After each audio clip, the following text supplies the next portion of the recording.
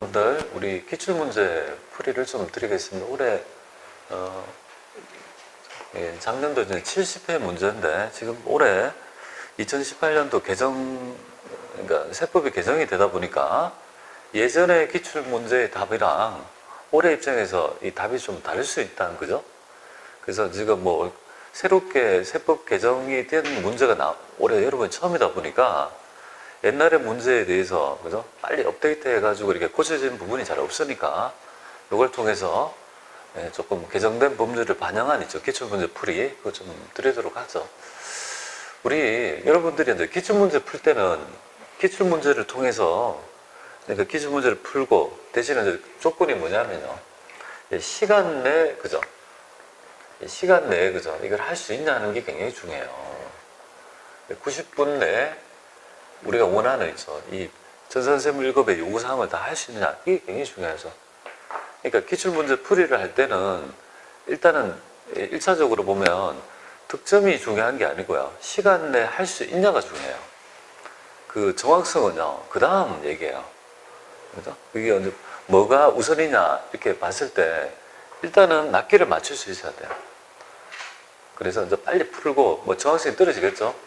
근데 이제 정확성이 떨어지는 것은 다독을 해서 우리가 정형화가 된 문제를 기계적으로 풀면 득점으로 올라간다 이렇게 보면 되겠습니다. 그런 연습을 해야 되는데 시간 연습을 나중에 하면요.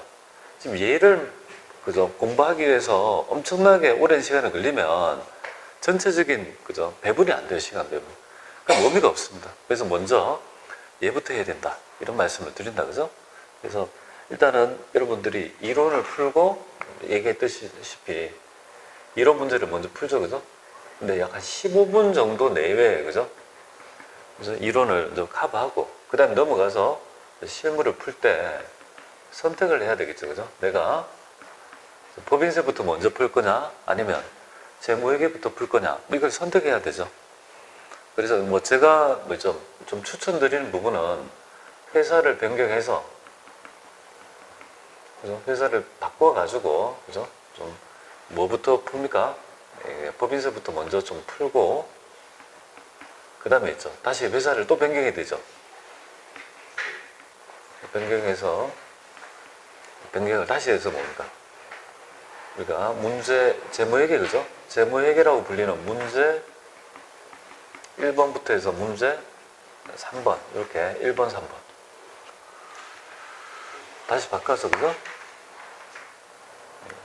문제 1번에서 문제 3번 이렇게 문제 푸시고요. 그 다음에 그죠?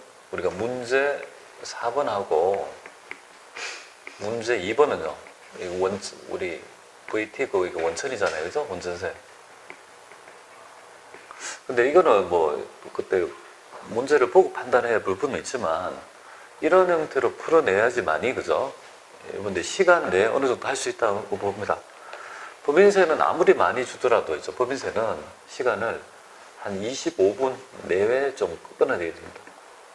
그래서 이론하고 법인세까지 해서 한 40분 정도 배분하고 나머지 부분에서 있죠.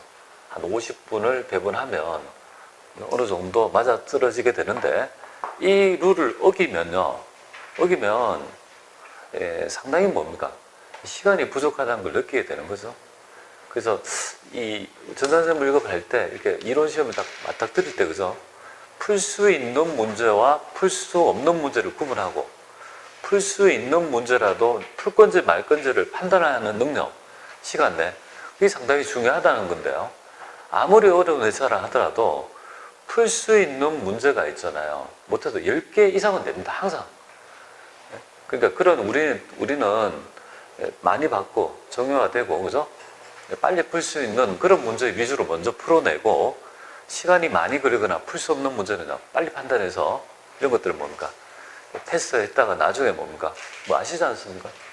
예, 나중에 답안을 균등해서 배분을 해서 답안도 뭡니까? 한쪽에 밀면 좋은 득점이 될 것 같습니다.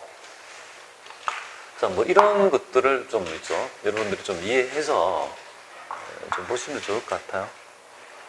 그러면 우리 한번 논점을 한번 보도록 하겠습니다. 제가 수업 시간에 뭐 이런 것들을 꾸준히 끌고 갔기 때문에 그러니까 이거 받는 문제야. 풀어봤던 문제인데, 그죠? 그러니까 내가 풀어봤기 때문에 이 문제는 안 나올 거야라고 보지 말고 내가 풀어본 문제가 뭡니까? 나타날 거라고 생각하고 여러분이 실제 시험장에 가보시면 내가 풀어본 문제가 한 7, 80% 이상이에요. 근데 그걸 다 풀 수 없기 때문에 떨어지는 거죠, 그죠? 맞잖아요, 그죠? 그러니까 이렇게 많이 봤던 문제를 내가 본 문제 이런 것들 이런 거 아니고 다른 걸 낸다 그렇게 생각하지 말고 내가 매일매일 학습하시면서 이 문제만은 다음에 출제되면 틀린 거를 틀리지 않는다는 마음으로 보완을 하지 않으면 절대 이제 발전이 없다 이렇게 보면 돼요.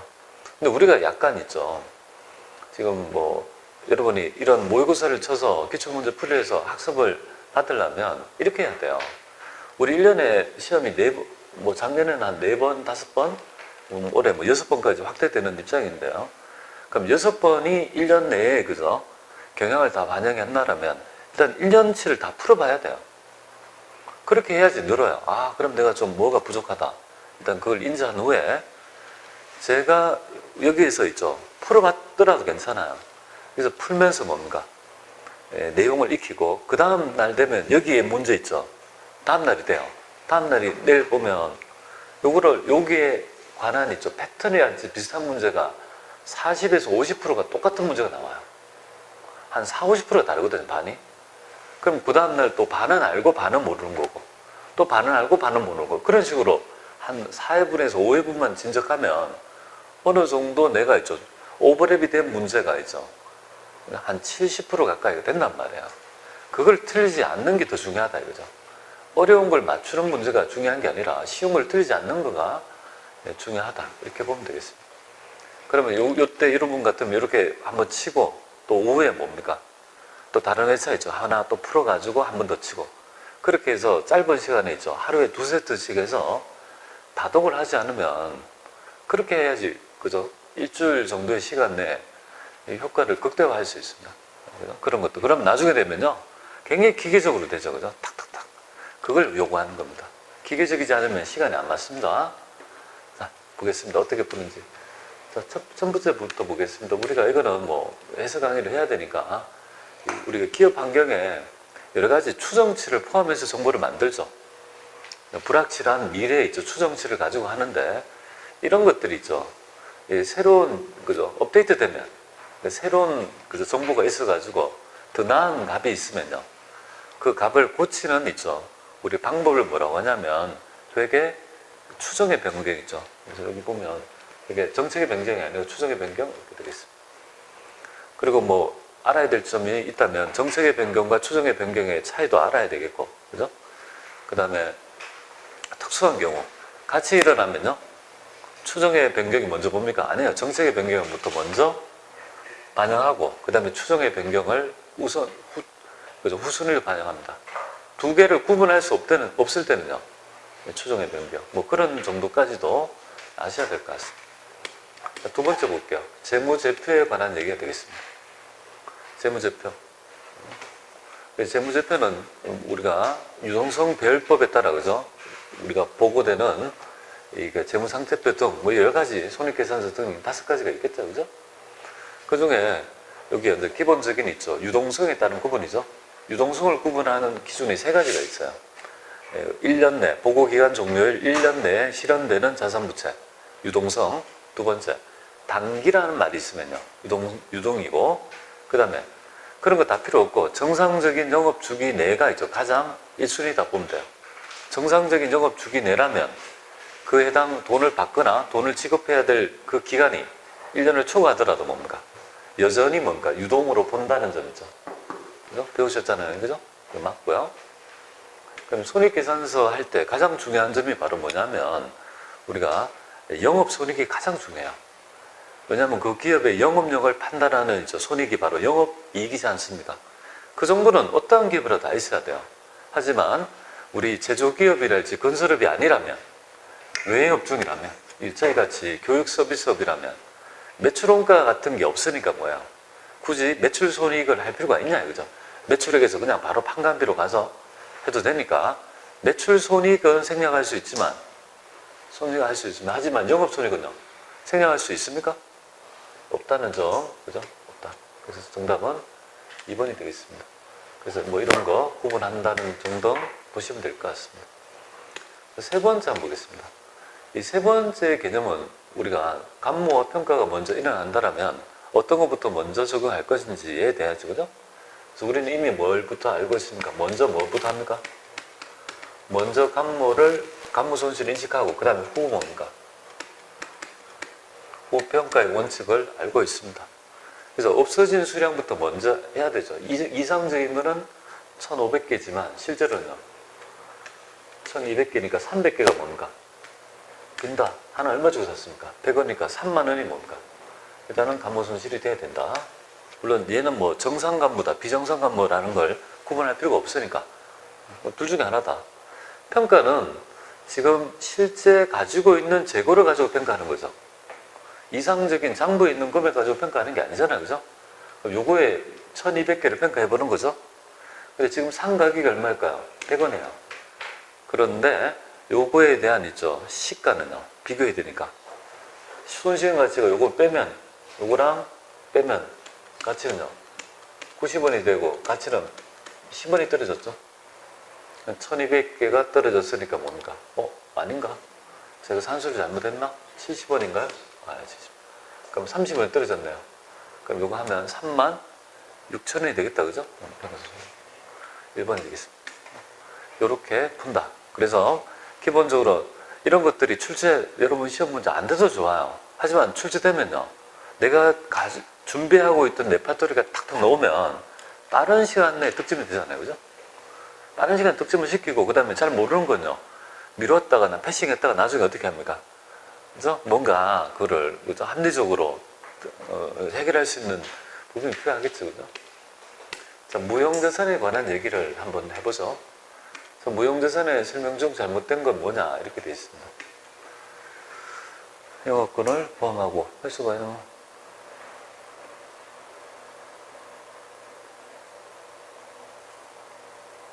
이것도 맞고 단기 비용으로 우리가 영업권이 회수 가능 가액보다 회수 가능 가액이 장부 가액에 미달하면요 무형자산 손상차손 자꾸 영업의 비용입니다.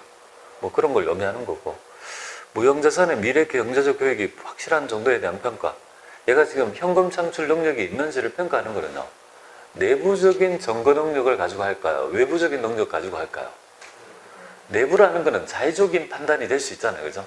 외부 증거를 더 있죠 중시해서 그걸 판단할 수밖에 없는 말이겠습니다. 그래서 외부 증거보다 내부 자체적인 증거에 더 큰 비중을 준다. 이 말이 틀렸다, 그죠? 말이 안 되죠, 그죠? 그래서 요거에 영향을 받은 부분이 바로 내부 창출 영업권은요 우리 자산으로 인증하지 않고 외부에서 산 것만 외부의 증거력이죠. 사건에 더 중시한다는 개념, 증거력을 더 본다는 점. 그러니까 이거 답이 되겠습니다. 자, 뭐 그렇게 보시면 될 것 같고요. 다섯 번째 보겠습니다. 다섯 번째는 우리 대손상각비를 구해봐라 이렇게 되어 있습니다. 그래서 여기에서 2016년도니까 이걸 올라가면 2016년도에 기초 대손 충당금 잔액은 기말 거니까 500이 되겠습니다. 우리 뭐 대손이 발생했다, 그죠? 하면 당연히 상계하고 부족한 금액은 대손상각비로, 그죠? 대손상각비로 얼마가 되겠습니까? 200만 원 일단 먼저 기록하고 그럼 대손 충당금이 제로잖아요, 그죠? 300인데 얘가 대손 충당 횟수가 300이면 충당금은 300이 되고 여기서 추가적으로 보충하면 200을 더 보충해야 되니까 단기에 토탈 인식해야 될 대손상각비는요 400이 되니까 어렵지 않게 할 수 있습니다, 그죠? 우리 충당금에 관한 있죠 기본적인 회계처리만 안다라면 어렵지 않을 것 같아요, 그죠?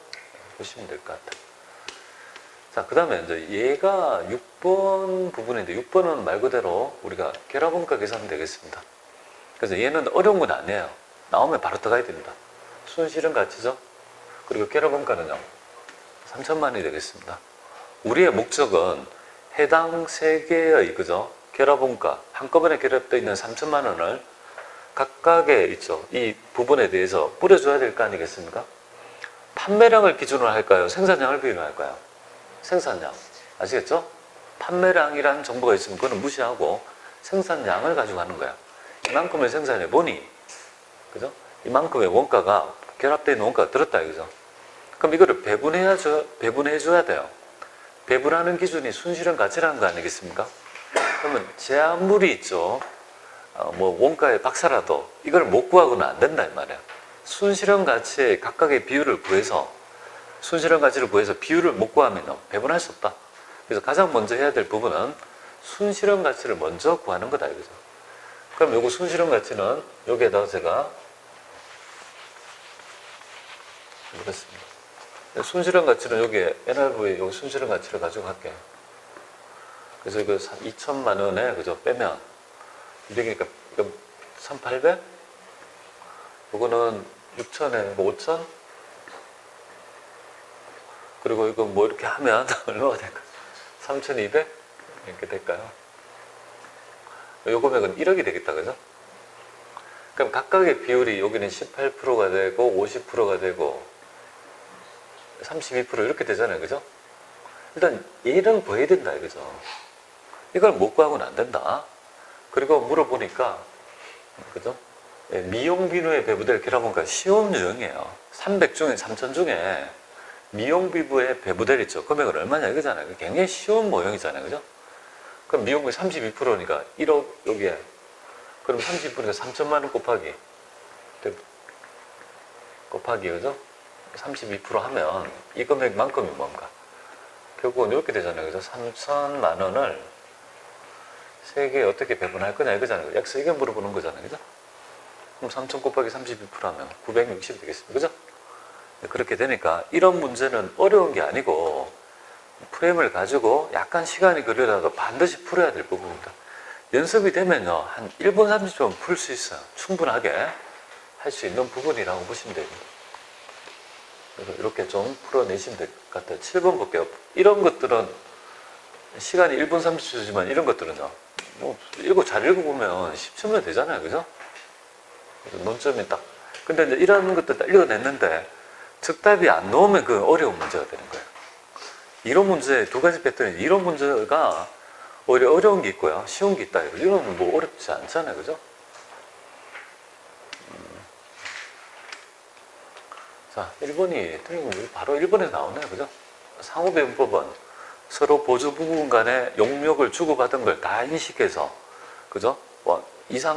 다 인식해서 원가를 계산하는 방법이에요.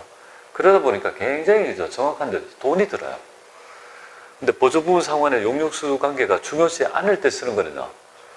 인식 안 하는 직접 배분법이 되겠죠. 그죠? 이런 것도 알면 바로 정답이 되죠. 읽어볼 필요도 없습니다. 이걸 읽은 분이 있어요. 이렇게. 그죠? 확실하게 내가 그죠? 때려주고도 맞았다 싶으면 읽지 않는 거예요. 시간이 없어요.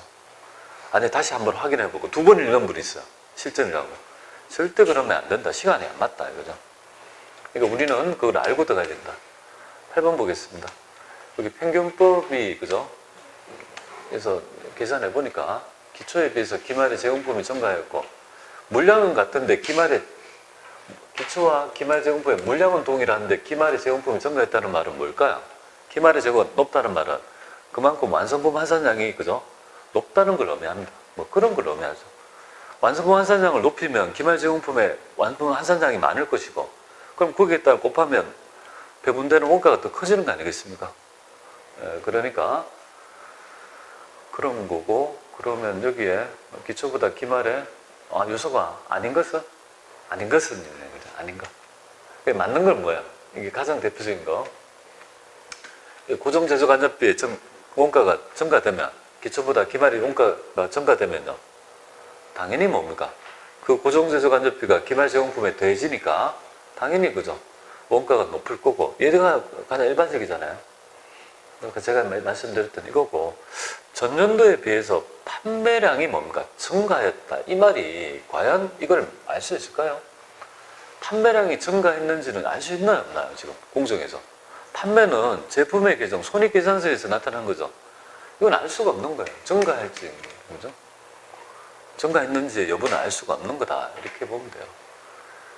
그래서 여기 보시면 나머지 요거 정답은 3번이다. 이렇게 보면 되겠습니다. 여기 약간 어려웠어요. 그 다음에 어려웠던 게 이거예요. 그죠? 요거 다음에 요게 어려운 거예요. 그죠? 근데 70회 출제가 됐으니까 과연 여러분 시험에 정도 나올까? 한 1년 정도 있다가 또 나올 거야 아마. 근데 얘의 출발은 뭐냐면 이거죠. 얘가 지금 우리가 계정 과목을 그리면 이렇게 되잖아요. 그죠? T를 그리면 이렇게 되죠. 지금 이 원재료 계정하고요. 원재료하고 제공품하고 이 제품 계정 이렇게 있으면 여기에 기초가 있을 거 아니에요. 그죠? 기초가 있고 요 단기에 매입한 금액이 있을 거고 이게 직접 재료비라고 좀 약상하시면 직접 재료비고 여기 기말 이렇게 될 거 아니에요. 그죠? 그럼 제공품 계정에서는 기초가 있을 거고 여기 직접 재료비가 있을 거고 직접 노비, 제조 간접비 그죠? 요렇게 차변에 이렇게 들어갈 거고 요거가 기말이 될 것이고 이거는 단기 제품 제조원가 이렇게 돼 제품 원가가 되죠. 그죠? 기초가 되고 요것도 뭔가 요거랑 여기에 제품 원가가 올 것이고 여기 매출 원가가 되고요. 기말주고 이렇게 되잖아요. 그죠? 지금 여기서 물어보는 거는 뭐냐면 2016년도에 기말 재고 있죠. 이거 요거 하나 둘 세 개의 합계는 얼마냐 이거잖아요. 그죠? 그럼 이걸 따로 전부 다 가지고 있죠. 이걸 다 구하면 너무 시간이 걸려요. 왜 그러냐면 그렇게 구할 수 있지만 어차피 뭡니까? 여기 원재료 요거하고 다 더하면 이쪽하고 차변다 요거 없어질 거고 요거하고 뭡니까? 이거는 없어질 거 아니겠습니까? 서로 상쇄될 거니까 이거를 통합티를 만들면 어떻게 되냐면 이렇게 될 수 있어요. 차변에 기록되는 금액 있죠. 차변에 여기 쭉 통합티를 그려가지고 재고자산 해서 통합티를 다 그려가지고 기초에 올 수 있는 거는요. 기초 재고를 전부 다 여기에 있는 거죠. 여기 지금 하나, 둘, 셋 있잖아요. 그죠? 여기 기초에 있는 있죠.